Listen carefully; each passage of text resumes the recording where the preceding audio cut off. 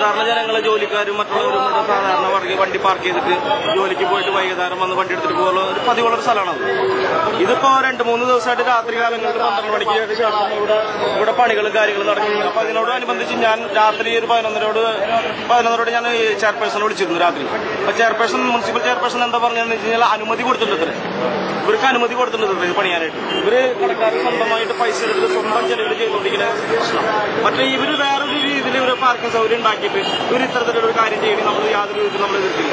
വേറൊരു പാർക്കിംഗ് സൗകര്യം ഇവിടെ ഇല്ല. സാധാരണക്കാർ വണ്ടികൾ അവിടെ വെച്ചിട്ടുണ്ട്, സ്കൂൾ കുട്ടികൾ സൈക്കിൾ അവിടെ വെച്ചിട്ടുണ്ട്. ഇതിനെതിരെയാണ് നമ്മുടെ ഒരു പോരാട്ടത്തിൽ ഇറങ്ങുന്നത്. ഇതിനെ ഡിവൈഎഫ്ഐ ശക്തമായിട്ട് പ്രതിഷേധിക്കുന്നത്.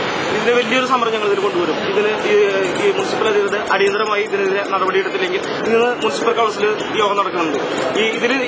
ഇതിനെതിരായിട്ടുള്ള നല്ലൊരു നടപടി എടുക്കുമെന്നുള്ളൊരു പ്രതീക്ഷയാണ് ഞങ്ങൾക്കുള്ളത്.